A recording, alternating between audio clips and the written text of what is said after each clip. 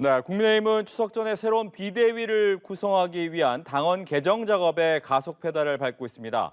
여기에 반대했던 서병수 의원은 전국위원장직을 사퇴했습니다. 국회 취재기자 연결해 자세한 내용 알아보겠습니다. 박철홍 기자.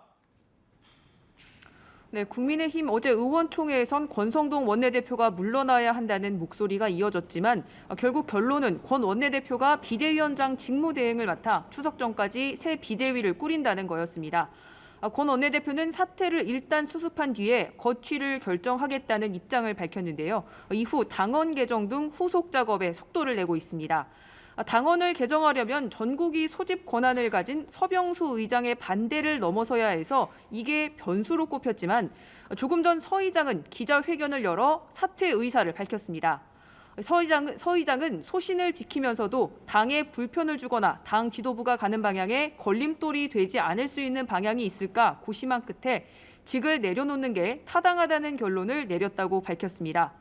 지도부는 서 의장을 최대한 설득하되 안 되면 부의장이 대신 전국이 사회를 보는 방안도 검토한다는 방침이었는데 결국 부의장 사회로 당원을 통과시킬 가능성이 커 보입니다.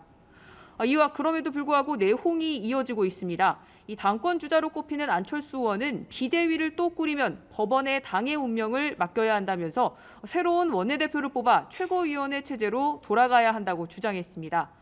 조경태 의원은 대다수 국민과 당원들은 원내대표를 빨리 갈아야 한다고 주장한다면서 당원 투표를 해야 한다고 밝혔습니다.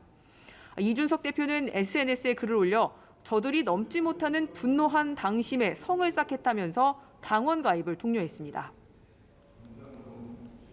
네, 더불어민주당 신임 당대표 이번 정부 예산안을 비정하다라고 평가하면서 철저한 심사를 예고했다고요? 네, 그렇습니다. 이재명 대표는 씀씀이를 확 줄인 내년 정부 예산안에 대해 민생이 어려운데 이렇게까지 하냐면서 참 비정한 예산안이라고 평가했습니다. 취임 후 두 번째로 주재한 오늘 최고위 회의에서입니다. 특히 임대주택 예산과 지역화폐 예산 완전 삭감은 놀랍다면서 철저하게 예산 심사에 임하겠다고 밝혔습니다.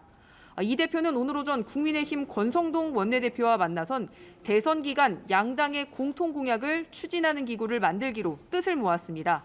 이렇게 합의한 점도 있지만 권 원내대표가 막판 진통을 겪고 있는 종부세 완화 문제에 관심을 가져달라고 요구하고 또 이 대표는 경기도지사 시절 자신이 중점적으로 추진한 지역화폐 예산 삭감을 지적하는 과정에서 두 사람 사이에 신경전이 벌어지기도 했습니다. 내일부터 정기국회가 개막해서 12월까지 이어지는데요. 민주당은 오후엔 정기국회 대응 전략을 논의하는 의원 워크숍을 열었습니다. 이재명 체제에 본격적으로 시동을 거는 겁니다. 주요 당직 인선도 발표했습니다. 당의 살림을 책임지는 사무총장은 경험이 풍부하고 당내 관계가 원만하다는 평가를 받는 오선 조정식 의원이 맡고 정책위 의장은 김성환 의장이 유임됐습니다. 지금까지 국회에서 전해드렸습니다.